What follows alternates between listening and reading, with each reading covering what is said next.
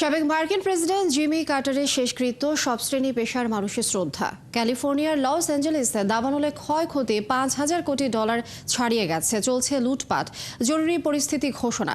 এদিকে ভারী তুষারপাতে ঢেকে গেছে যুক্তরাজ্যের বিভিন্ন এলাকা। 154টি সতর্কতা জারি। মিয়ানমারে জান্তার বিমান হামলায় নিহত 40। গাজায় যুদ্ধবিরতি আলোচনার অগ্রগতি হলেও চুক্তি হয়নি। এরই মধ্যে সেখানে নিহত 46,000 ছাড়িয়েছে। এদিকে যুক্তরাজ্যে পৃথিবীর সবচেয়ে ক্ষুদ্রতম সোলার ড্রোন আবিষ্কার করেছে বাংলাদেশি বিজ্ঞানী ডক্টর হাসান শহীদ। দর্শক, জানাবো সেই খবর ও বিশ্বের নানা প্রান্তের এমন সব খবর নিয়ে বিশ্বযোগের আজকের আয়োজনে স্বাগত জানাচ্ছি আমি লিনি আফরোজ।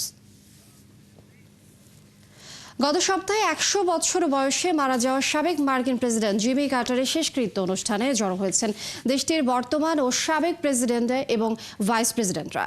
স্থানীয় সময় বৃহস্পতিবার ওয়াশিংটন ডিসিতে জিমি কার্টারের রাষ্ট্রীয় কৃত্য অনুষ্ঠানে শ্রদ্ধা জানান তারা।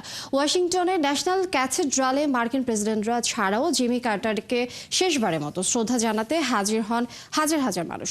সেখানে তার উদ্দেশ্যে শোক প্রস্তাব পাঠ করেন বর্তমান মার্কিন প্রেসিডেন্ট জো বাইডেন।